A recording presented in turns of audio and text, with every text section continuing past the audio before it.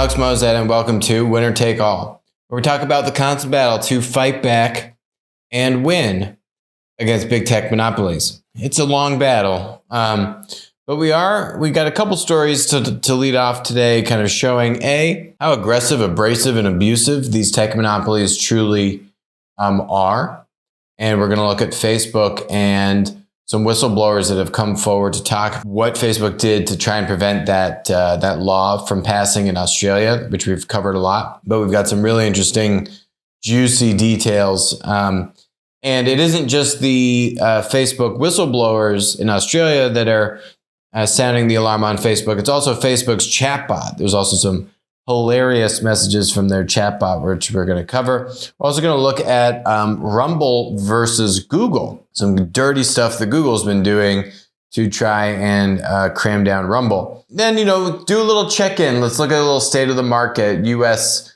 tech valuations and where that's going. And what were some of the people predicting 6 months ago?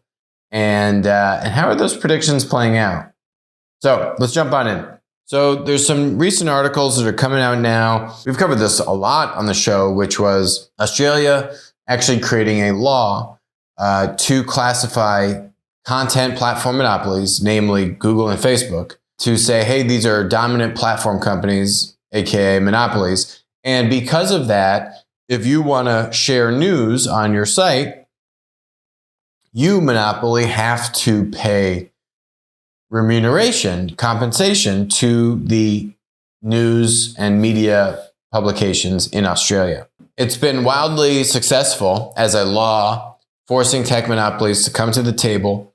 Over $150 million have been paid in just really less than a year of the law going into effect to these news publications. It's a great example of how government can intervene and help level the playing field against big tech. And I was on Bloomberg, and Bloomberg Australia, basically calling Sundar, Google's bluff, that they were threatening that they were going to leave the continent of Australia, which I called at the time they were not going to do. Zuckerberg, though, I think would have done it. But Google, again, management CEO, not founder CEO with Sundar. I didn't think Sundar had it in him to truly go through with that threat. Was proven correctly. Google came to the table and then kind of forced Facebook's hand. But it turns out Facebook didn't stop there, leading up to this, face-off with the Australian government. Now has come to light that employees within Facebook say the move amid the standoff with the Australian government was no accident. And what is this move they're speaking about? Well, 3 hours into Facebook's Australian news blackout on February 17, 2021. So Facebook said, hey, we're going to do a blackout of all news on Facebook in Australia because, hey, Australia government, right? You're forcing us to do this because, this is what Facebook would be like if this law went into effect, right? Trying to penalize the media and Facebook's consumers and blame it on the government, right? Sick stuff. Well, turns out Facebook didn't just ban the news publications from Facebook. Turns out the Australian news ban took down pages that are not news sources, pointing to blocked government pages, fire and emergency services, official health pages, and domestic violence charities. Wow, Facebook, that's really stand-up thing for you to go and do. Whistleblowers within Facebook have now come forward labeling the move a negotiating tactic in a long-running fight over the legislation that I was just talking about. So basically, Facebook deliberately blocked government pages in Australia to, show how powerful and Facebook is and that the government shouldn't mess with the big bad tech monopoly or else. And then after employees were saying, hey, Facebook, this isn't cool. These are domestic violence sites like Women's Legal the Women's Legal Service, the WWF of Australia were not quickly restored, continued to be banned. Facebook knew exactly what it was doing. It was retribution. They were not happy with what the Australian government was doing. And so now they were going to flex their muscle and, like a child, show the damage that they can cause. Completely inexcusable behavior. Just another example about how much power and too much power these tech monopolies have come to amass, where concerns and escalations internally from employees, the company is too headstrong to reverse course. They did it a little bit, like they restored the Bureau of Meteorology and 1-800 respect, but they still left other government-oriented pages blocked and shut down. And this is exactly what we talk about on the show, which is that when these platforms become and achieve monopolistic scale, who do they take advantage of? They take advantage of the producers, of the suppliers, right? In these instances, it's government suppliers, it's domestic violence charities, it's fire and emergency services, it's official, government health pages. That is who is actually taken advantage of first and foremost. Yes, that has also a trickle-down effect to the end consumer, who then is also penalized. But who is penalized the most are actually the producers, the creators, who are silenced off of these content platforms and have no recourse, have no intermediary that they can go to, that they can say, hey, Facebook banned me inappropriately, Google banned me inappropriately, or they actually haven't banned me, they're just shadow banning me and limiting how much audience I get on the platform, right? Or this is fundamentally, a violation of the civil liberties that this country was founded upon, and these tech monopolies have gone too far. And so when the Australian government tries just a little bit, it's like $150 million. This is between Google and Facebook that they had to spend in Australia. Okay, $150 million, whoop-de-doo, right? Yet now they're going to start banning government pages just because they can and because they're grumpy. Because some senior executive inside of there said, oh, this is ridiculous. How dare they think that the government could tell us what to do? That's the kind of behavior. It's the kind of mindset. It goes all the way to the top of the company. It's sick. And ultimately, you need to force them. They are not going to do it willingly. It's clear. And then even at the point where they are about to be forced, look at how they act out. Sick stuff. It's childish stuff. It's not the kind of power and responsibility that you want to bestow to these monopolies, right? They don't deserve it. Know this, right? These tech monopolies will not go down without a fight, and they will play dirty. And it's not just Facebook's whistleblowers in Australia who have an issue with Zuckerberg and how the company conducts itself. It's also Facebook's own chatbot. This chatbot called BlenderBot 3 was interviewed by the BBC. BBC went in and started using the chatbot.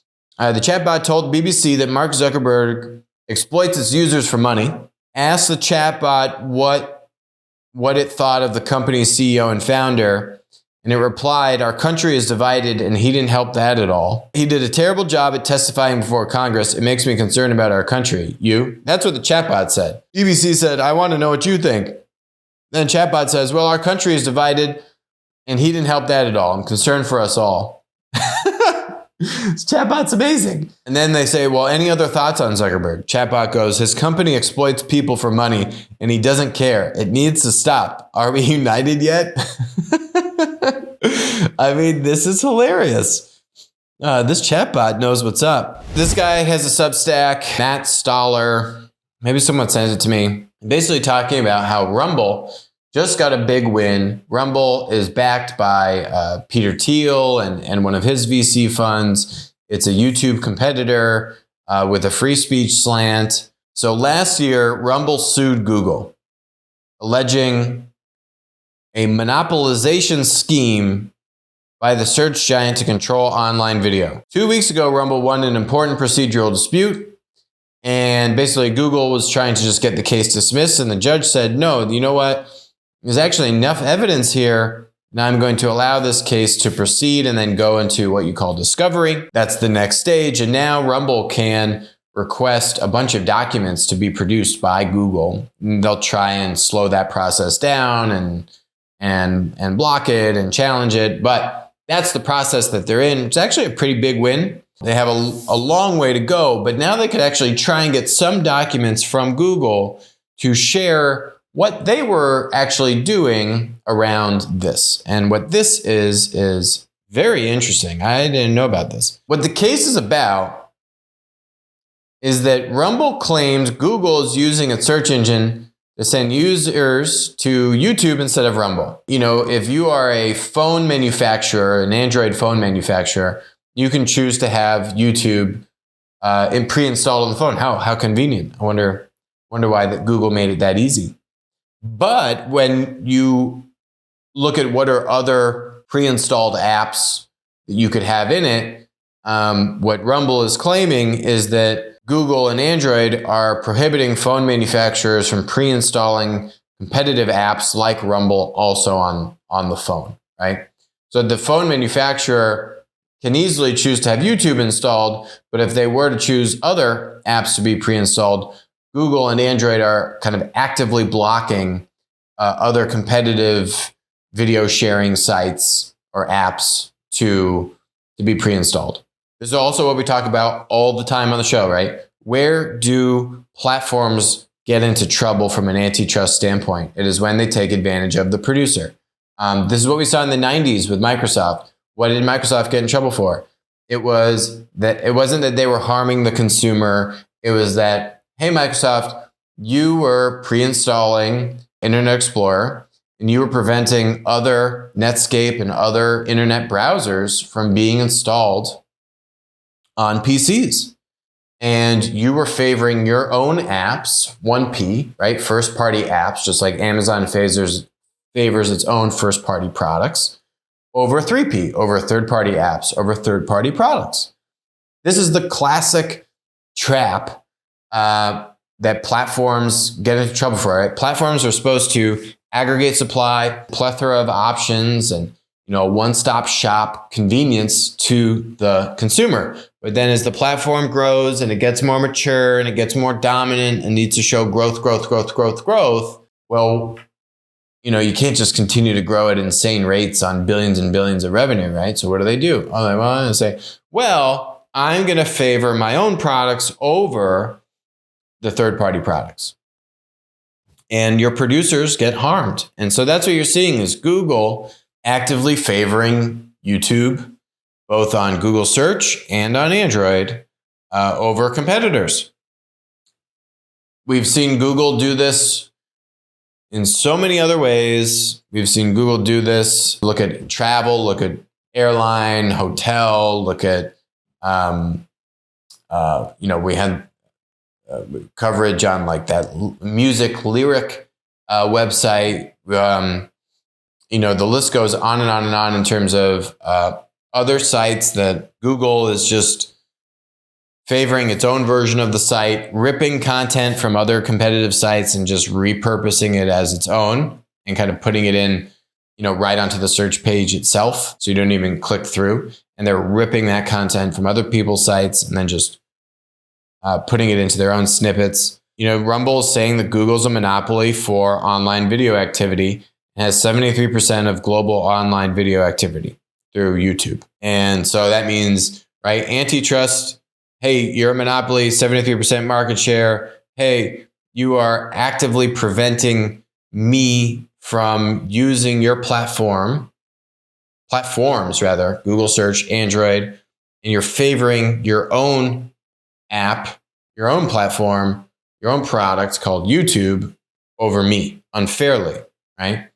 And this is actually what Google got in trouble for. So the EU did force Google to try to level the playing field on choosing a default search engine. And then Google has tried to kind of game that and get around that. And they've kind of finagled that one, right? But there's other regulators basically outside of the US. The US is so far behind on this stuff. But there's other regulators that are looking at this same thing, that are trying to get Google on this, that are trying to get other platform monopolies that are favoring their own products on this same issue. India, Amazon, same thing. India is saying, hey, if you are a foreign-owned marketplace, you can only do 1P or you can do 3P. You can't do both. It's the same thesis, just playing itself out in different parts of the world and playing itself out in different nuance depending upon what kind of platform business it is. Is it a product marketplace? Is it a content platform? Et cetera, et cetera. Something at least coming out of the US, but again, whatever's coming out of the US is these days more so coming out of the private enterprise, right? Rumble suing Google than what the regulators are actually doing. We've also covered some bills that are making their way. They're dripping in molasses at the speed they're moving through Congress, which could have some real impact on Amazon. But that vote was then delayed, I just heard, into September. So we'll keep following these things, but a very small step forward in the battle against Google. So it's funny, I get these emails, I get these updates, right? Like these different services we subscribe to, they'll have their predictions, right? So predictions for the private equity markets, the VC markets, predictions. What you find is that these folks are very good at reporting on the state of now, but like the state of the future, they do good research, but the predictions, they went bust. So on this show, we've been calling asset price inflation, real price inflation. We've been calling this stuff for over a year. When the Fed said it was transitory, we had the chief economist at Lending Tree on the show. We've had the author of this great book called Lords of Easy Money, talking about the Fed and printing money on the show. Right? We've talked about this topic many, many, many times. Talked about how the markets are just so insanely valued. None of it makes any sense. But now, one of my favorite research sources, the email is our PE predictions revisited. They say many of our predictions for the U.S. private equity market this year were made amid several tailwinds at the end of 2021. The tailwind means, you got the wind at your back. It's helping you out. Headwind going towards you, slowing you down. Many tailwinds. Needless to say, the global macroeconomic backdrop in 2022 has experienced a sharp turn. Wait for it. Cue Russia, scapegoat, language.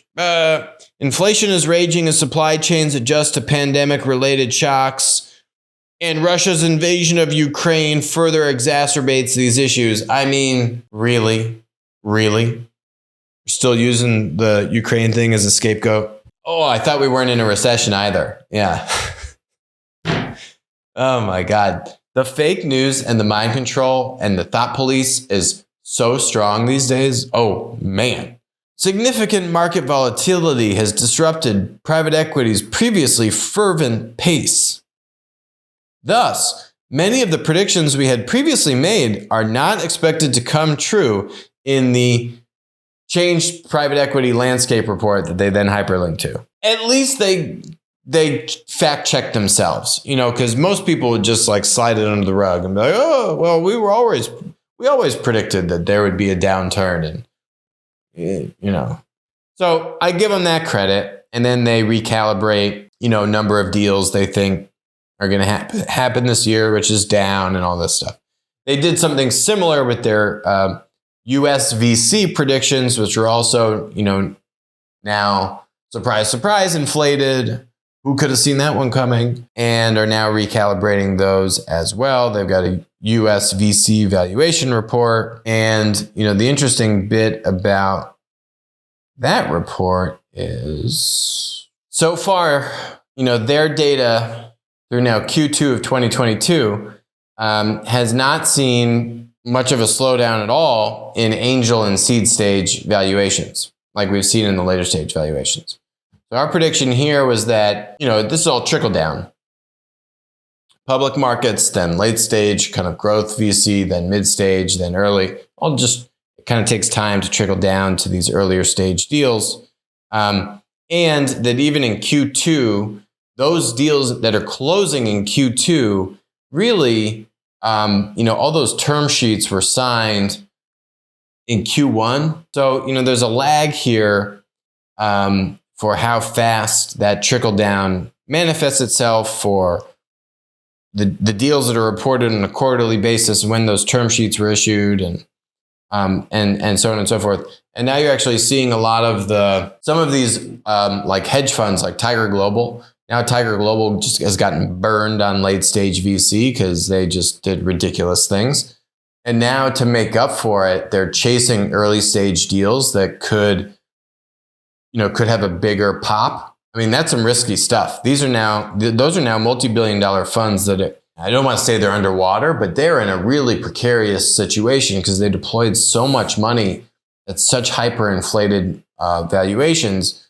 And because you're doing it in later stage startups, the timeline to harvest those investments isn't as long as when you're doing early stage investing, right? Where it's like, 7 years at least is that kind of time horizon to really be able, if you're investing in an early stage business, like you need to give it a lot of time before it could actually be a unicorn, for example. But if you're investing in that late stage, growth stage tech startup, that time horizon to exit is much shorter. I think you're going to start to see some kind of crazy things, these hedge funds or these VC funds that just deployed money. You're already seeing, and we've covered it, you're already seeing a bunch of those staff just straight up leave the firm if they know the fund is completely upside down. But they don't really do a prediction, right? Like if you read the language, it's like, oh, well, is our seed and our seed stage deal is going to come down in terms of the median valuation and this kind of stuff. And if you read this language, it don't give you a clear answer. I'll give you a clear answer. 1,000% they will come down. Just a matter of time for that trickle down to hit. We are really early in the next couple years of really seeing a lot of these startups have to make do and raise capital and build a business in a very different funding environment. What we just experienced when the Fed prints $10 trillion, almost pretty much, and then what happens in the ensuing 18-month period of time, I mean, that's unprecedented stuff. And now the Fed has stopped QE. They're actually now doing QT, tightening. So they're trying to take money out of the money supply, aggressively rising interest rates. Not a good situation to be raising early stage risky dollars. These are the riskiest dollars, angel and seed money. But you do have a little bit of this being distorted. You'd say, well, why is the lag taking so long? And I think it's because you got some of these later stage VC funds, hedge funds that are chasing these early stage deals and still propping up the valuations at the earlier end of the market. But eventually that will also correct, as you've started to see in the later stage. Now, there is some bright news in this, and this was actually a bright spot for me, was something I'm very passionate about, which is advanced manufacturing. How do we bring manufacturing back to the United States? It's going to be through innovation and technology and digitally driven manufacturing techniques. And so for that part of the VC market, which is what CB Insights calls advanced manufacturing tech, that they actually saw basically still on pace to match 2021 numbers. We have about $5.4 billion invested halfway through 2022, which is basically trending the same for where 2021 netted out. So that's phenomenal news. We need that supply chain investment. We need that manufacturing investment. We have to start investing in that stuff. We can't let these macro cycles affect and slow down that evolution to bring that back to this country. We're just being gutted of our manufacturing capabilities, and it's horrible. So that's a bright spot. If you're interested, what goes into this advanced manufacturing bucket, CB Insights, it's free. You can go download it. It's great. They do a top 50 ranking every year. You can see some of their highlight, right? You can see these different buckets here: robots, factory analytics, 3D printing, obviously predictive maintenance tools, factory safety, CAD and simulation software, a bunch of different things. Visual inspection software. So go check these out. It's a great area.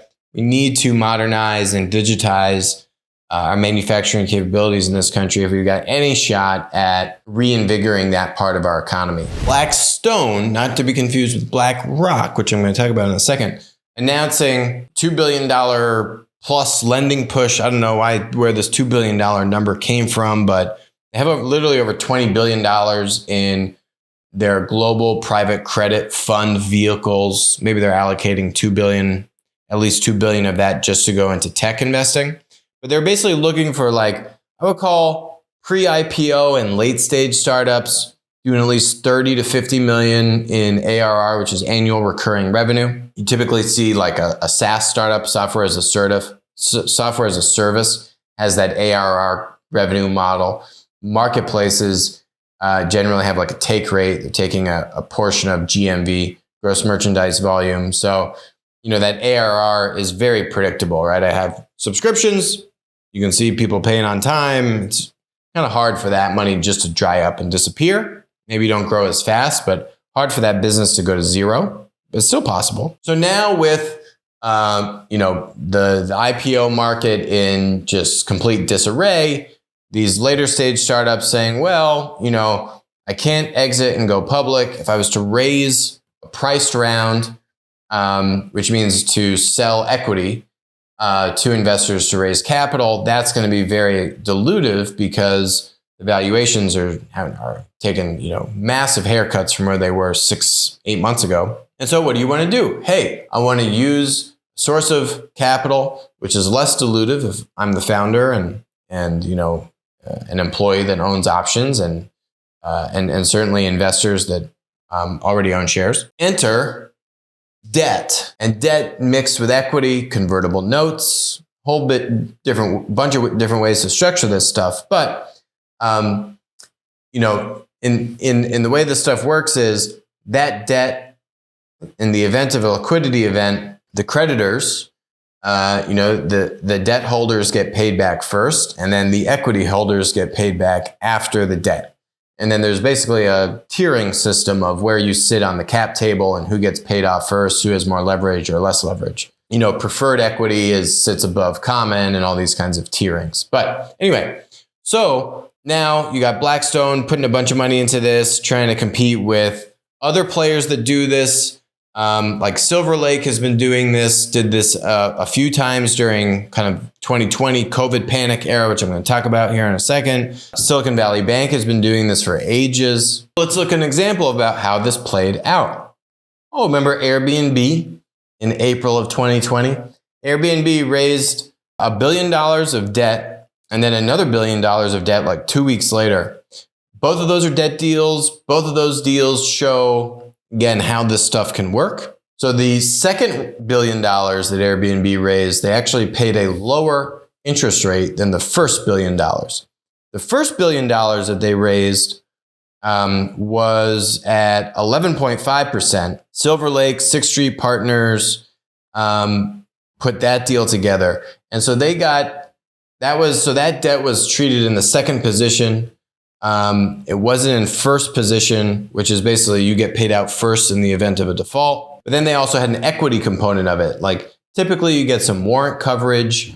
Warren Buffett did this with Goldman infamously. Guy killed it on this deal. Buffett invests $5 billion in Goldman. This was like during peak mania in 2008. $5 billion in Goldman Sachs. People were like, oh my God, is Goldman Sachs going to go bankrupt? Oh, Warren Buffett just gave him $5 billion. They're going to be okay. Berkshire bought $5 billion of preferred stock. It has a 10% dividend. It's not debt. Now this is preferred equity. It has a dividend. Kind of looks like debt, but it's not debt from a cap table standpoint. And then they get warrants where they can buy $5 billion of common stock at $115 a share within 5 years. Today, Goldman stock is at $350. In 2008, the shares went down to as low as $70 for, a couple days. But then, within 5 years, they got up to $175, $150 a share. That's just free money, right? That's on top of, hey, they bought equity and they get a 10% return on the equity. Then they said, hey, here's another $5 billion of warrant coverage. And you don't have to buy those warrants at $115 a share unless you're in the money. So if the stock's at 175 or 150, boom, execute. You just made another $1.5 billion. You can see how these debt equity deals can be very lucrative when done properly. So that was the first deal that Airbnb did. First deal Airbnb did was $1 billion. It was a hybrid debt equity deal. In the second position, 11.5% interest on the debt. Then 2 weeks later, they did another $1 billion, which was lower interest, 9%, and that debt was in the first position. Silver Lake was in that, Sixth Street was in that, and I think BlackRock might have led that. BlackRock was in it, Fidelity was in it, all these big guys. Owl Rock did another deal in 2020 with DoorDash, doing your $40 million convertible debt deal in 2020. These are great deals. These deals make sense. If you're a later stage startup, yeah, you should absolutely be looking at doing this stuff. And the firms that are out in front of us that have the experience, that know how to structure these things properly, deals will do pretty well. The cult master, Adam Newman, and wife are back to create another cult, but now not in commercial real estate, this one in residential real estate. Okay, here we go. Cult life. I mean, that's really what this guy does.